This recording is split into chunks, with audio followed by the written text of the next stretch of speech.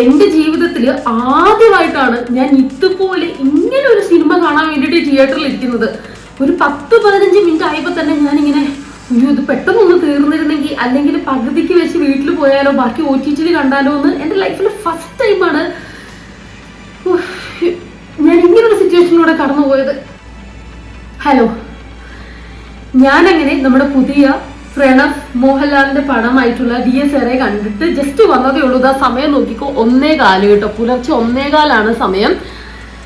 എൻ്റെ മക്കളെ, എനിക്കറിയത്തില്ല, ഞാൻ കോഞ്ചറിങ്, നണ്ണ്, ഇറ്റ്, സോയ്, എന്റെ ദൈവമേ എനിക്കറിയത്തില്ല, അനബല്ല, അങ്ങനെ എന്തെല്ലാം കണ്ടിട്ടും ഇന്നേ വരെ ഒരു ഹോളിവുഡ് മോളിവുഡ് ഏതൊക്കെ പടം വേണ്ടിയിട്ടും എടുത്തു. ഈ ഒരു സിനിമ കൊണ്ടുവന്ന ഒരു എഫക്റ്റ്, സത്യം പറഞ്ഞാല് പ്രണവ് മോഹൻലാലിന്റെ അഭിനയം എനിക്ക് കാണാൻ പറ്റിയില്ല. ബിക്കോസ് ഞാൻ 24 hours ഇങ്ങനെ കണ്ടുപിടിച്ചിട്ട് ഈ ഇടയിൽ കൂടെയാണ് ഞാൻ സിനിമ കണ്ടുകൊണ്ടിരുന്നത്. സീരിയസ്ലി എനിക്കറിയത്തില്ല ഇങ്ങനെ ഈ പടം കണ്ടിട്ട് പേടിയായില്ല.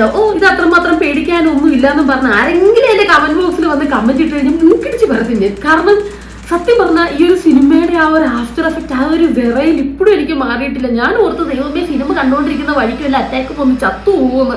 സീരിയസ്ലി അങ്ങനെയൊക്കെ പേടിയുള്ളവർ കാണരുതെന്ന് ഞാൻ പറയുള്ളൂ. കാരണം തുടക്കം തൊട്ട് കൊടുക്കാൻ വരെ പാണ്ടാണ് ഞാൻ പേടിച്ച്. എനിക്ക് അറിയത്തില്ല ഇത്രയും ധൈര്യമുള്ളവർ പോലും ഈ സിനിമ ഇങ്ങനെ ഫുൾ കണ്ടോണ്ടിരിക്കാൻ പറ്റുമെന്ന് എനിക്കറിയില്ല.